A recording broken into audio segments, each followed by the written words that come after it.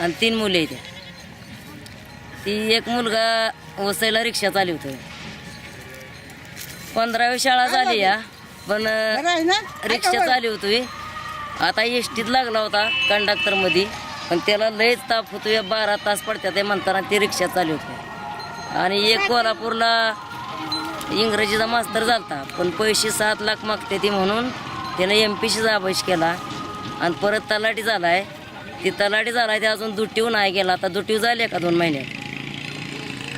आणि एक मुलगी दिली या माळशिरसात, 2 ते 1.5 लाख वाढतच दिली त्या. मग मी इथं आहे म्हणताना एक मुलगी अपंगच आहे, ती घरचं करते बघा. ते आम्ही तुम्हाला सांगितलं होतं, तर तुम्ही सांगितलं होतं अर्ज द्यायला त्या मुलीसाठी. पण ती बँकेतलं सर का म्हणलं, केंद्रातलं सर म्हणलं ह्या मुलीला त्रास व्हायचा नाही, सकाळचं 8 वाजता यायला लागतं या, आणि संध्याकाळी 6ला गाडी गेली का परत कशाने जायची म्हणताना मग आम्ही गप्प आपलं बसलो. तिची पण शाळा लय झाली आहे. पुण्यात शिकली. चित्रकलाचा कोर्स 3 वर्ष पुण्यात केलेला आहे. आणि परत मग पैसे भरण्यासाठी तिला काम नाही, असं झालेलं आहे. पण तुम्हाला हे सगळं म्हणायला आवडतं? मनाही आवडतं मला.